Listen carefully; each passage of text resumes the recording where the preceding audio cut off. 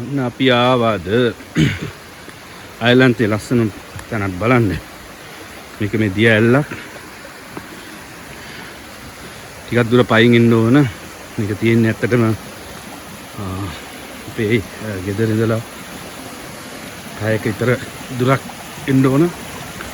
වික්ලෝ කියන ඒරියා එකේ තමයි තියෙන්නේ මේ.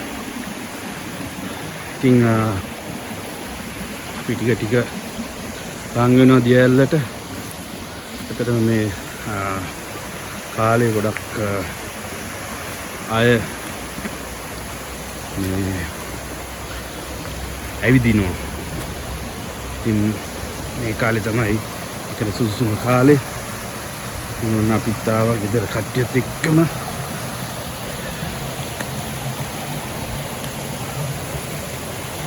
දැන් ටික දුරක් පයින් ආවා දැන්.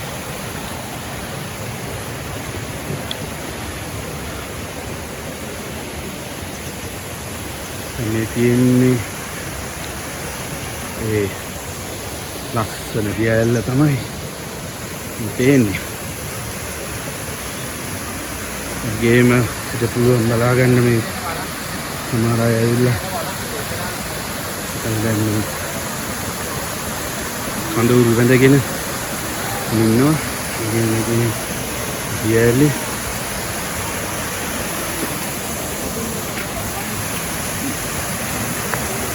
ඉන්නේ ලස්සන දිය ඇල්ලේ.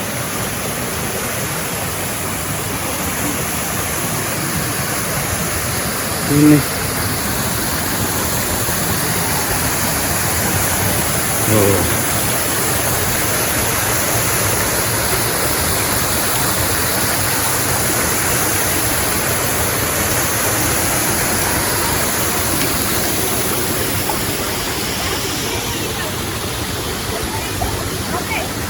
ඉතින් අපේ ඔලේ කට්ටියම වෙලා හරිම ලස්සනයි තැන.